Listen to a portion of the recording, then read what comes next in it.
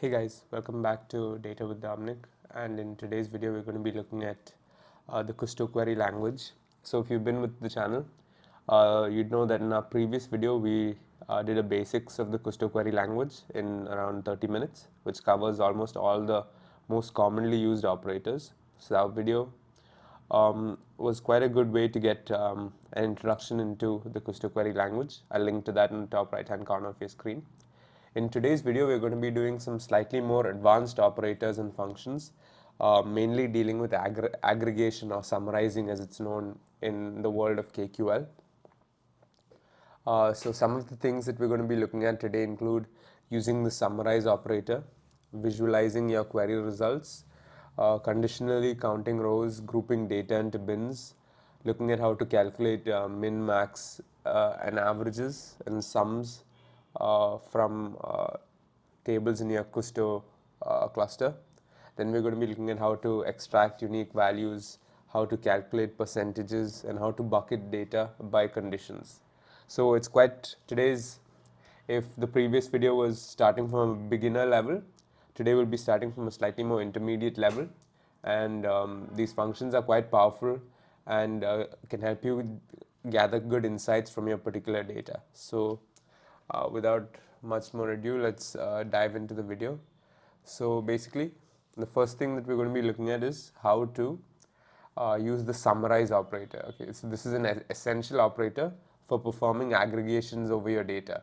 So it allows you to basically group together rows based on a clause. In this KQL, we use the by keyword to specify the clause, and then use the provided aggregation function to combine each group into a single row. All right. So what that means is, when we dive into the demo, I'll show you. So I'll link to some of our previous videos in this playlist where we've shown you how to set up this Kusto Data Explorer for free, Azure Data Explorer for free, and how we ingested the storm event sample data into it. So both of those are linked to in the top right hand corner of your screen. But just to check out what's there in the table again, uh, we do storm events take 10. Take, if you remember, is a function we looked at in the previous video, which shows us how to basically select a subset of the data just to get an idea of what the data is like. But somehow, if you look at this data, we'll understand that it's basically a record of storm events that happened in the United States over a period of time. So suppose we want to calculate the total number of storm events that have been happened in the US that we have in this data, and aggregated by state, right? So what does that mean? We have to take a count of the number of rows in each state, right? So to do that, what we have to do is basically we do storm events and then pipe operator. Then we use the summarize function. Once we use the summarize, we have to specify a column name for the aggregated column which shows the aggregated values. So I'm going to call that total storms. Again, if you're working in data, good column naming and is essential to everything you do, right? So summarize total storms equal to, and then this is the important part. After the equals to sign, we use the operator that we want to aggregate by, right? So here I just want a count of the rows just to know the individual storm events, the count of the individual storm events that happened by state. So I'm just going to use a count, bracket open, bracket close, and then to group them, we just do a by, and then we specify state. Since state is a column here, we have to use a specific column from this table storm events.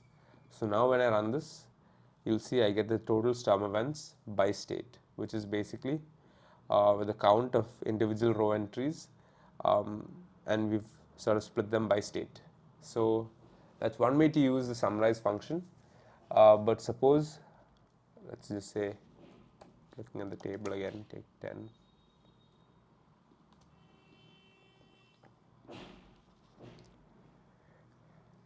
We wanted to do a summation on this, right? So, and still summarize the data by state, but do a summation. So we see this episode ID, right? Suppose we wanted to calculate the sum of each state's episode ID, right? How could we modify this statement which returned this data, but instead give us the sum of episode ID by state, right? So you'll immediately see that we're using the count here. Instead of the count, we use the sum, and the sum obviously takes an expression in the brackets where you have to specify what you want to sum up. So then we just need to mention the column name that we want to sum and aggregate over state. So we mention that episode ID, and then we hit run. Once we hit run, you'll see that we get this data, episode ID data, summed and aggregated state-wise. So again, one of the most basic aggregations, but still the most powerful aggregations, is the summarize operator available to us in KQL. Now, let's go back to this count, and then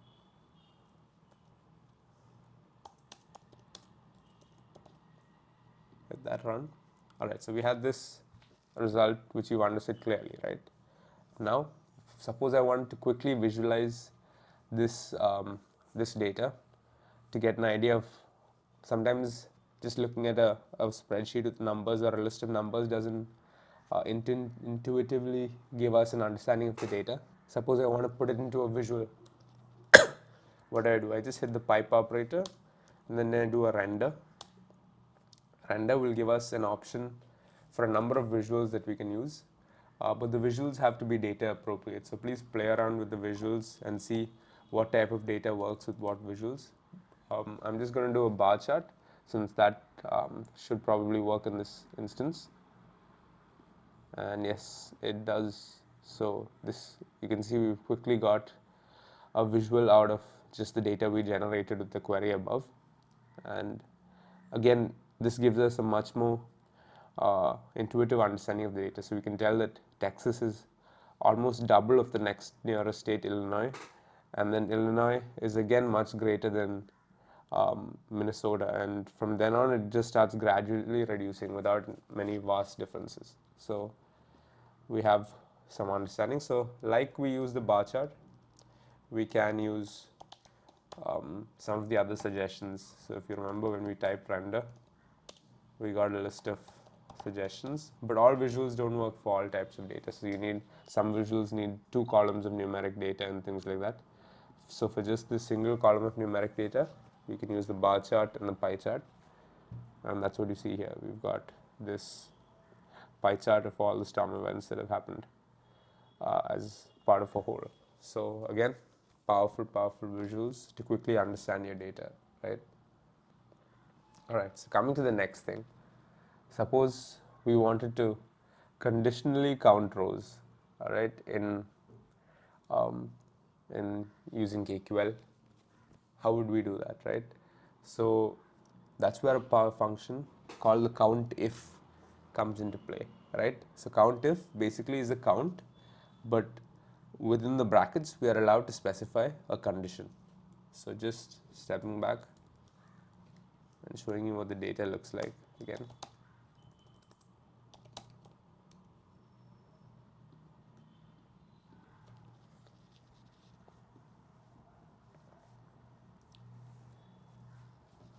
You'd see that we had this damaged crops column, which shows how many crops were damaged in a particular storm event. So what that is able to tell us is how many storm events actually damaged crops in an area. So if this was data or insights we're gathering for agricultural purposes, that's really important, right? We need to know how many storm events actually damaged crops, and then maybe if we want to further gather insights, filter by that and work only on events which have actually damaged crops. So maybe that's a good way to test out how this COUNTIF works. So diving in, we can do like we've seen before. Suppose we want to summarize the count by state of only storm events that have damaged crops, right? So what we can do is we similarly use the summarize as we had done earlier. Summarize, give the column a name. Suppose we say storms with crop damage equal to now if you remember earlier we've used just the count here, but this time we're going to use the COUNTIF, and then in brackets we're going to specify the condition, and the condition is damaged crops have to exist. how do you put that down mathematically? Damaged crops greater than 0, and group it by state and run. So you can see here, now we've got storm events counted by state which have actually damaged crops. So again, quite a powerful insight we've gathered. And if you remember in the previous video, if you haven't watched that, do check it out after this video. We looked at something called the top n operator, right? And go into a set of data and then return the top 5 values in descending order, but only the top 5 values. So the top biggest 5 values in descending order, it goes into that table, picks them out and lists them below. So we're going to do top 5 by, and obviously we have to specify the magnitude on which we want to sort. So we just specify that column name, top 5 storms with crop damage, which is basically the count of storms which have actually damaged crops by state. So now if we come down and see the result set, we have these 5 states which have the largest amount of crop damage in descending order. So that's how we use the COUNTIF, and just a quick recap of the top n operator which we looked at in the previous video. Next we can look at an interesting topic, which is the grouping of data into bins, right? So suppose we want to aggregate like by numeric or time values, you'll want to group the data into like bins first. So using, we have in KQL a bin operator, so bin operator, and it's quite powerful. So you'll get a better idea of it once we dive into an example. So suppose I wanted to look at data on a weekly basis for a period of 1 year, all right, say 2007, because that's with the data we have, that's a good year to look at. So suppose looking at data for just the calendar year 2007 where crops have been damaged, I want to see how many crops have been damaged by storm events each week, right? And what is the spread of storm events through that year 2007 that have actually damaged crops. So for that I have to group data into bins of 1 week, so I can basically compare them with each other, or maybe do a visual which will give me a quick understanding or intuitive understanding of how the storm events that actually damage crops are spread out through a calendar year on a weekly basis. All right. So to do that, first we just need to filter out our data for the year 2007. So I'll just do start time between. So we can do a date time 2007-01-01 and ending 31st December. Date time 2007-12-31. Alright, so that does look good. And then our second filter was where damaged crops. So we wanted to do for 2007 where crops have actually been damaged. So we can do where undamaged crops greater than 0. So let's do summarize event count, which will be, so what we're doing here in this final row of code is summarizing the event count. So event count is basically, once we've filtered for year and storm events which have actually damaged crops, now we just need to get the count of events which happened in each particular week, right? So how we do that is just use the count function that we've seen previously, and we'll call that column event count by, and this is where the difference comes in. So earlier we used to split it by a particular column, right? So we had a state column, we could aggregate it over a state column or group it by a state column. But now since we want to generate these bins into which we want data to fall, we just use the bin function, right? So we use bin, specify the particular column on which we want to create the bins, and then so since it's time here, we do start time, and since that's the column we've been using, if you see here, to create the date, to get the data for that year. So we do by bin start time, and then we just specify the time period for each bin. So I've put 7 days, so you get a week of data in each bin. All right, so now when we run this, you'll see that if you look at the dates, we have from the 1st of Jan, the 8th of Jan, and so on. We have data for each particular week of the year 2007 where there was storm damage to crops, right? So if you see, we have a gap from 8th to 29th. That's because maybe there were no storm events which damaged crops during those 2 weeks. So that's what that is. But otherwise, you'll see that we get data more or less on a weekly basis for that whole year. All right, and again, not so intuitive to read, but a powerful visual that we have in uh, Data Explorer and KQL is the time chart. Right, so when we have data aggregated against time series data like daytime data, we can use the time chart. So we just do a render time chart. Render we've seen before, and what that allows us to do is obviously in a visual sense spread out the year, and we look at the count of events on a weekly the event count sum on a count on a weekly basis, right? So we can see that in the beginning of April we had a week with the most storm events that actually damaged crops.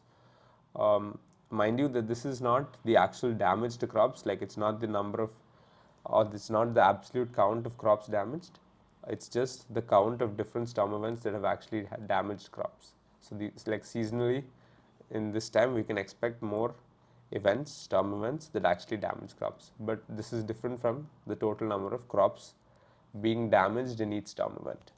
So we look at that also in one of the next queries. Before we do that, let's just quickly look at how we can calculate your minimum, maximum, average, and sum using KQL, right? So what we can do is just again basically look at the data, storm events, where damage crops greater than 0, summarize max crop damage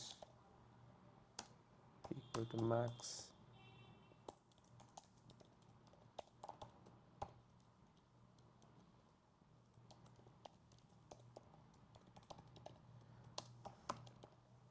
So what we're doing here is we're going to be looking at by event type, that is by the type of storm.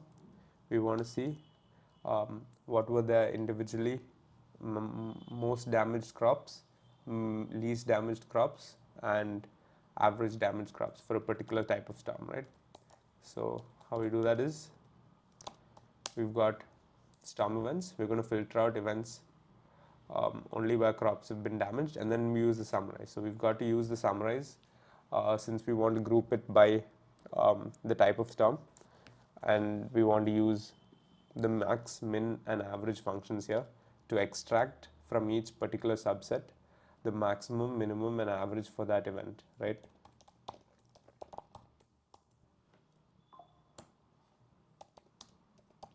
This is where we filter by event type, and then we can run. Alright, so what you see happened here is we filtered the data first for events where there were actually crop damage happening, and then we did a summarize, and what summarize does is it allows us to go into each event type and then extract the maximum damaged crops. That means the event of that type which damaged the most crops, the event of that type which damaged the least crops, and also the average damage done to crops by that particular event type. So you've got an idea of how to use these functions and what they are. It's max, min, and avg with brackets which hold the particular column that you want to, or field that you want to average min or max over. So that's again a powerful way to work with your data and use it to gather the max, min, and average, which is quite, with any exploratory data analysis, that's quite an important task that we have to complete. So now we've covered that, and now what I'm going to do is take you back to the previous example where we looked at on a weekly basis, we had bin data on a weekly basis for the year 2007, and within that data we had basically counted the events which damaged crops, but we didn't look at the actual damaged crops absolute sum, right? So it doesn't tell us the whole story. So that's what we're going to do here. So we have to just do maybe the same filter conditions, meaning we have to get data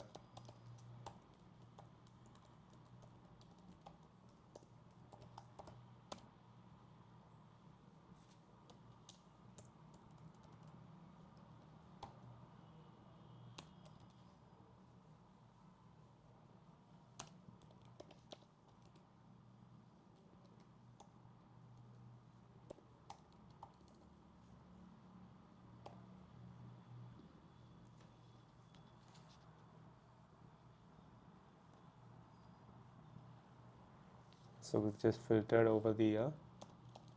Next we can do a where and damaged crops greater than 0. So what we've done is here we filtered out the data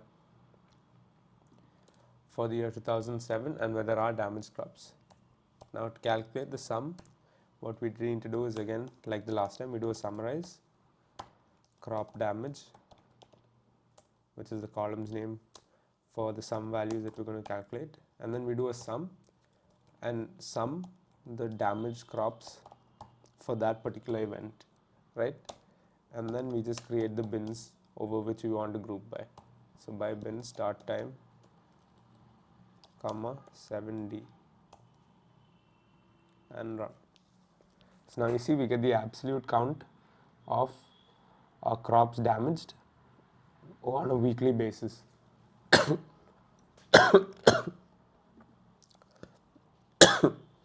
Now when we run this, you see on a weekly basis the average number of crops not the average, the total number of crops damaged, or the absolute count of crops damaged in the year 2007 on a weekly basis. Again, we can do a render time chart to get a better understanding.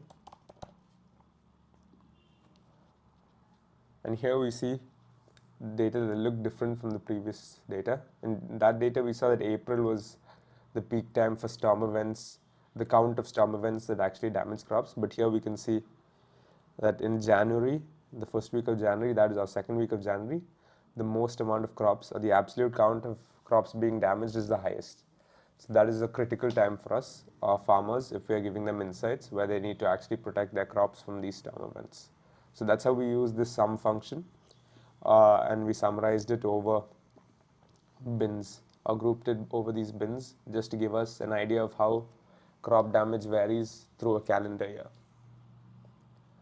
Alright, so once we have that, the next thing we want to look at is how we can maybe calculate percentages based on two columns, right?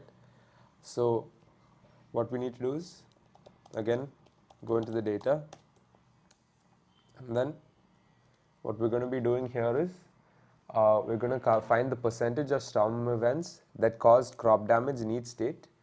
So to do that, first we need to find the total number of storm events in each state, then count the number of storms that actually caused crop damage, right? So out of the total number of storms, we're going to divide that. We're going to divide the number of storms, total number of storms, by the number of storms that caused crop damage, and then we multiply that by 100, and that should give us the percentage of storms in an area that actually caused crop damage, right? So how do we do that, right? We extract the table storm events, hit the summarize,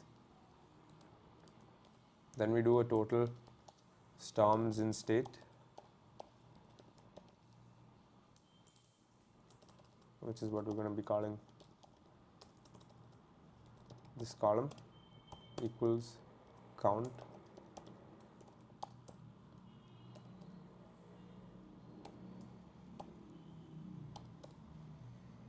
storms.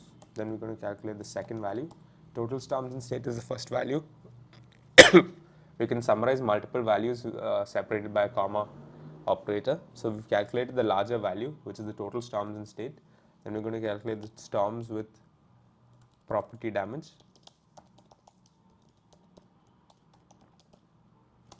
And that is obviously COUNTIF, which we had looked at earlier.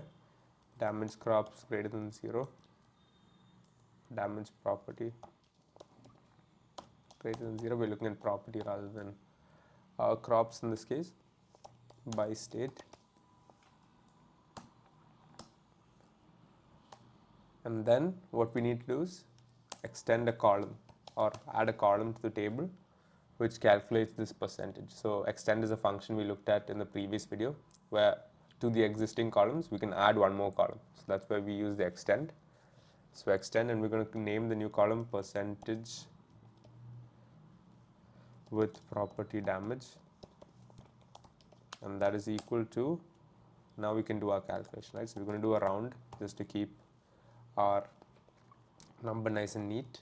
2 double, and why we do the 2 double is just to make sure that at least if we do this to any one of the values that we are performing a calculation over, we know that the output we get will be a decimal value. Otherwise, if it's all integers, the output we get is integers and it might not show us the whole story. So just any one value, if we do a 2 double, we can make sure we get a decimal output.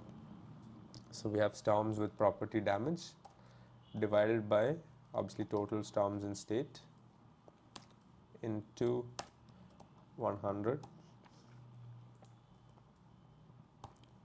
and then close off the round function, we specify how many decimal places we want, and then we can hit run.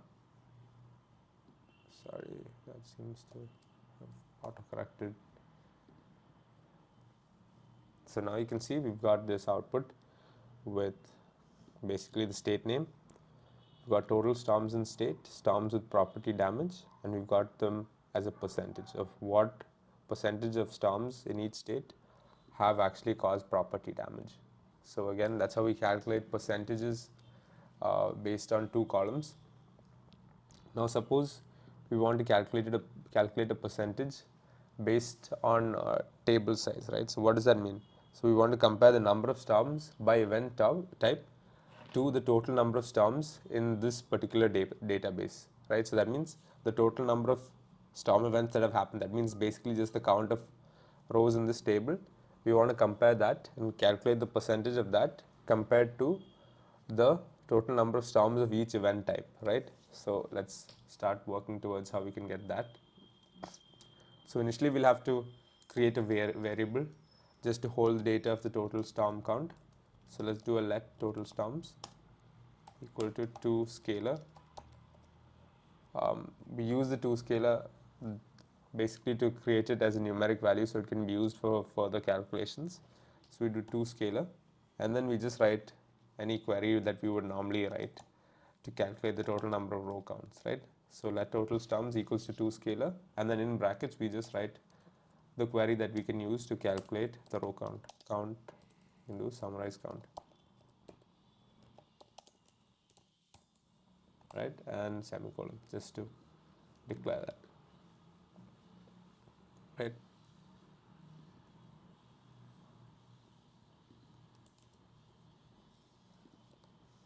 Right, and then once we have that total number of storm counts saved in the variable total storms, then we can easily go in and write the rest of our query. So we're going to do summarize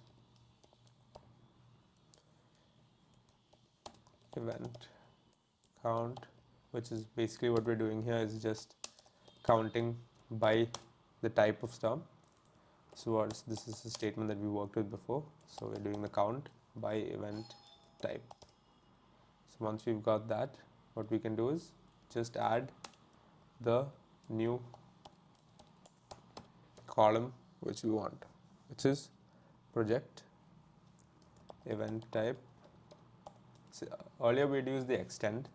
Project is another one where we can specify which columns we actually want and then also add new columns. So extend takes all the columns we have previously and add a new column. Project allows us to specify from the existing set of columns which few columns we want and also create new columns. So we want event type, obviously because it will act like a label, event count, and then we can create a column called percentage, and like last time we can set one of the values to double, event count by, here we can use that total storms saved variable data into 100.0, and that should give us exactly what we need, right? Oh, sorry, case sensitive language.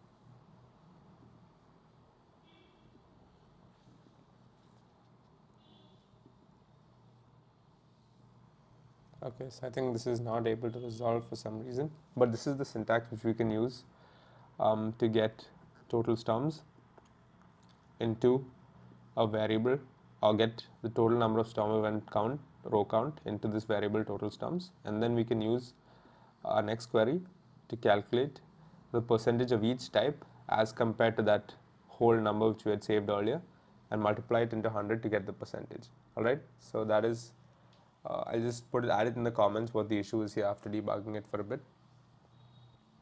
But for now, that's the structure of the format, the structure of the query that you need to know.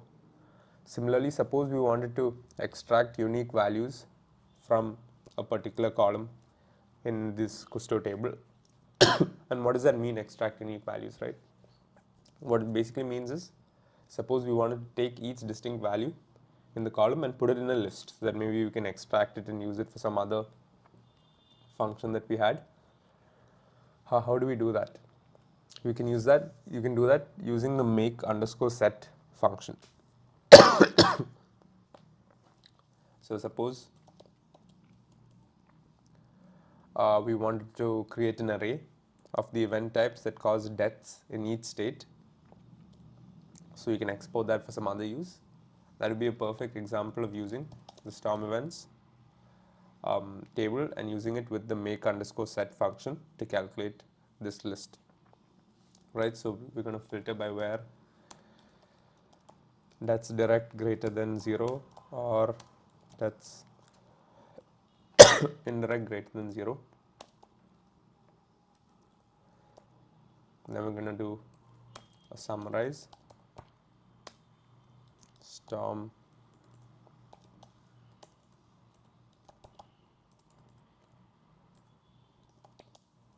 types with deaths, and here instead of using the count or the sum like we used to do previously, we'll just do a make underscore set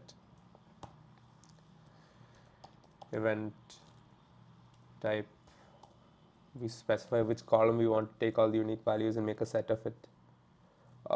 So we do make set event type by state. Alright, so what it does is basically it will initially divide all the previous rows by state, which is where there are deaths, indirect or direct, and then for each distinct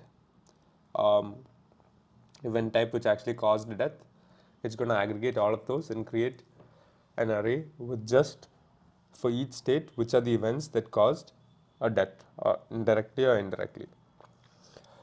So now if we want to see that output, we can just do a project and do state comma storm types with deaths and then run it. So now you see we've generated for each state which are the event types that have caused a death in an array format. So we can maybe use it for some other coding purposes if we have, but that's basically how we can use the make underscore set function. And suppose we wanted to sort by the longest list, we can just do sort by array length, and then we mention the array's name storm types with deaths. So which state had the most type of events which killed people? California. Good place, but also dangerous place to live. Alright, so that's how we extract unique values. And finally, what we're going to be looking at is how to bucket data by condition. So this is sort of like the case when operator in SQL, if you have ever used it. And similarly, the name is also the case, or the function that we use is the case function to bucket data by conditions, right? So suppose we want to graduate or categorize or bucket storm events into categories large, medium, and small based on the number of injuries that were directly sustained by these storm events. That would be a perfect example of using, or a perfect example of a situation to use this um, case function, right? So let's dive in and see how that works. So we again invoke the table storm events, and then we can do a summarize. Just to, before we bucket the data, we want to maybe summarize or group the data into state-wise a breakdown of injury counts and things like that, right? So suppose we want to see which state had the most medium, large, or small injury counts. The first thing we would need to do is to summarize the injury counts by state, right? So we can do summarize injuries count, and to calculate this injuries count, we're just going to do sum of injuries which were direct by state. So what that gives us is basically this table of states with the injuries sustained, right? The absolute sum of injuries sustained. So now if you want to bucket this into a table which shows us that each state is a large, medium, or small number of injuries sustained from storms, we can use the case function, right? So we'll extend that into a new column, injuries bucket, and we can do equal to case and an open bracket, right? And how we can do it is we'll just do injuries count. So suppose we want to say injuries count greater than 50 means large, right? So that's our first case condition, injuries. Secondly, we can do injuries count greater than 10, that's medium state. And injuries count greater than 0, that is a small. And we can declare our else condition just there without writing anything else. We just do no injuries. We can close our bracket, and then when we run this, we should see this new column. So you can see here that we've sort of put our states into buckets of injuries happening from storm events. So you can see that Texas has a large number of storm event injuries. Iowa, because it's less than 50 and greater than 10, it's medium. And we've got South Dakota, which is a small state because it just has 1, which is greater than 0. And states which are 0 injuries, like Vermont or the Gulf of Mexico, it goes into that else condition, and pulls out no injuries. So that's how we use this case function available to us in KQL to bucket data into bins, similar to the case when operator in SQL. Alright guys, so that's it for this video on KQL. We looked at some of the more advanced concepts in summarization, aggregation, extracting minimums, maximums, averages, calculating sums, visualizing the data. Speaking of visualizing, we can actually visualize this data here in a pie chart, which might run the pie chart. Let's see, we get, yeah, so we can see quite interesting. Yes, we looked at visualizing data as well. So yep, that's it for this video. Thank you guys for watching. Don't forget to like, subscribe, share, comment, and hit the bell icon, and we'll see you guys in the next one.